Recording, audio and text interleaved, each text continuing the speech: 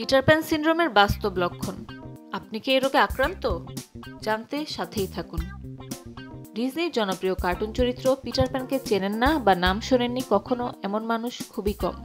তবে Peter Pan syndrome নামে যে একটা রোগ আছে সে সম্পর্কে জানা নেই এমন মানুষের সংখ্যাই বেশি। পিটার প্যান সিনড্রোম এমন একটি অবস্থা যেখানে একজন মানুষ প্রাপ্তবয়স্ক অবস্থায় চলে যায়, কিন্তু তার ভেতরে শিশুসুলভ আচরণগুলো থেকে যায়। শারীরিকভাবে বড় হলেও প্রাপ্তবয়স্কদের মতো দায়িত্বশীল হতে পারে না। মানসিক বা আচরণগতভাবে তাদের চিন্তা এবং আচরণ শিশুদের মতো থাকে। পিটার প্যান শব্দটি মূলত জেমস ম্যাথিউ ব্যারির লেখা চরিত্র পিটার প্যান থেকে নেওয়া হয়েছে।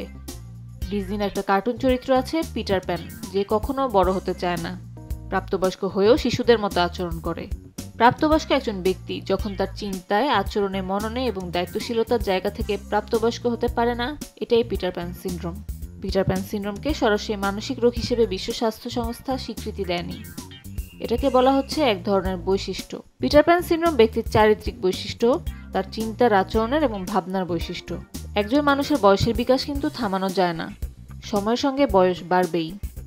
বয়সের বিকাশের সঙ্গে যখন তার ধারণার জগতের বিকাশ, নৈতিকতার বিকাশ, আবেগের বিকাশ এবং সামাজিক বিকাশ কোনো কারণে বাধাগ্রস্ত বা ব্যাহত হয় বা সঠিকভাবে বিকশিত না হয়, তখন পিটার প্যান সিনড্রোমে ভুগতে পারেন। প্রাপ্তবয়স্ক হওয়ার পরেও মনে প্রাণে তার ভেতরে শিশু রয়ে যায়, তারা কখনো প্রতিশ্রুতি দিয়ে সেটি রাখতে পারেন না।